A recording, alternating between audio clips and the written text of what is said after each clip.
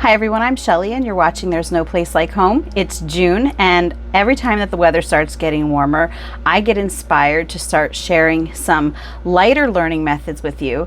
So today I'm going to share with you some ideas for doing unit studies on the fly.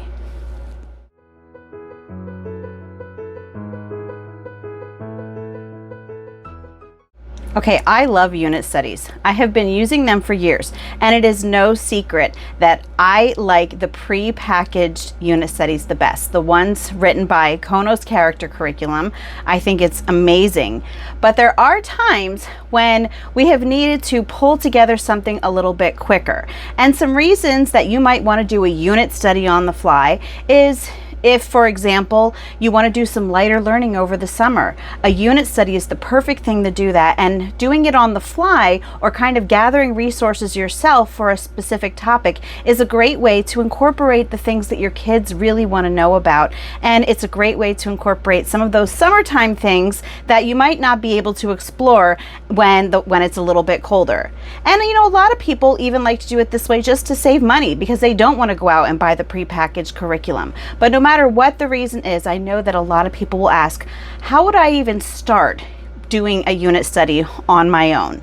And so what I'm going to share with you today is not for like a heavy duty unit study. I actually did share how I write unit studies in another video, so I will leave a link in the description box for that. But what I'm going to share with you today are some resources for the unit study activities that you will be doing, because that is really what unit studies are centered around. One topic, and you do specific activities geared towards that one topic. You take an idea and run with it, so to speak. So here's some ways that you can do that. And I'm going to use the topic of tropical rainforests as an example because that's actually a unit study I've done with my kids, and it's an easy way for me to give you examples of what I'm talking about. So one way that you can incorporate activities into a particular topic that your kids like is to have them watch documentaries or videos about it. And you know, obviously I don't even really need to give you examples on tropical rainforests. You can find videos on that all over the place, and you can really find videos on any particular subject all over YouTube. You can find them on any of the particular streaming services. You can find them at the library if you will go and get DVDs there. That's one of the easiest things to do, is to incorporate a lot of documentaries and videos. And when I say a lot, I don't mean every day, but I mean if you find any that are really a good fit for your child and that you think is going to hold their interest for what you're learning about, do it. So another thing is movies. You can also incorporate movies around a particular topic that your kids might enjoy. It doesn't even have to be a nonfiction movie. It can be a movie that you just think that is going to help them to get a better understanding of what their topic is. It will put things into perspective. So if there were a movie that I would want to have my kids watch that had a setting in a tropical rainforest, it would not only give them the idea of what the tropical rainforest is like, but it would also likely show how people have to adapt and live while they are there. Another idea is field trips.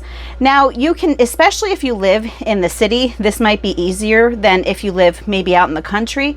But even with that, you don't always have to think of field trips as being those places like museums or guided tours that so many of us think of when it comes to field trips, although those are really great.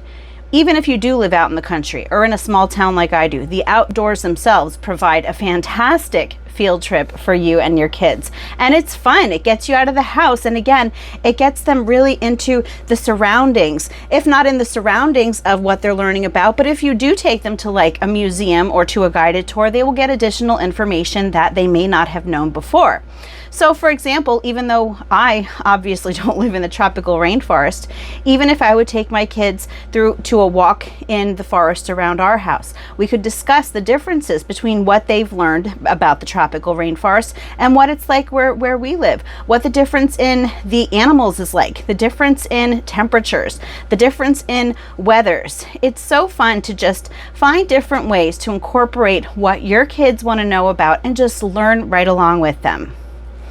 Now, of course, we always have to bring books in. Yes, books are another idea for unit studies. And now unit studies really tend to not involve textbooks. So that's not specifically the types of books that I'm referring to, although you could always use a textbook if you wanted to. And if you think that your kids would enjoy maybe reading a section of a textbook. But what I'm talking about are living books. Find a living book for your topic. And again, it's not something that has to be nonfiction, although it certainly can be, but it can be something that is going to present that setting or that particular topic in a way that your child will have a better understanding of it. So for example, with tropical rainforests, I could read Swiss Family Robinson to my kids. And that, even though it's fiction, would give them a fantastic idea of what living in that sort of environment would be like. And lastly, we're just going to get to the hands-on activities, because these are always my kids, at least my kids' favorite aspect of unit studies. They like to do stuff with their hands, and just coming up with different ways that you can work your child's interests into different crafts, different projects, different experiments maybe. It's going to help them to retain the things that they've learned, and it's going to help them to just really look forward to what they're doing every day. So, you know, for crafts, you could have your younger kids do puppets. For example, if they're learning about animals, for example, the rainforest, I could have a younger children do puppets of the animals of the rainforest. You could have older kids do detailed drawings of animals of the rainforest. And really, the crafts for a topic like tropical rainforest, there are so many of them. These are just like basic ideas so that you know what I'm talking about, but everyone knows what crafts are. So I don't even know why I need to give specific examples of that anyway. But now let's move on to projects. When we were doing the tropical rainforest, the project was actually our favorite thing. So here's an idea. Again, for the rainforest, I had each of my kids researched a different layer of the canopy. Not the canopy, I'm sorry, that's one of the layers. They researched a different layer of the rainforest. So I had one child and they did like the forest floor. And then I had another child who did the canopy. And I can't even remember the names of the other layers off the top of my head right now. I probably should have written them down. But I think there were 4 layers. The emergent layer I know is one of them also. But they took their specific layer and they looked up what kinds of animals live there and what sorts of vegetations live there. Vegetation grew there, I guess you could say lived there, and what the animals ate that lived on that particular layer. And so once they had all of that information done, instead of writing a report, because a lot of times we'll say, oh, just write a report about what you learned about. But sometimes when you're doing lighter learning, you don't really want to do a report. You want to do those hands-on things, which is what this is all about.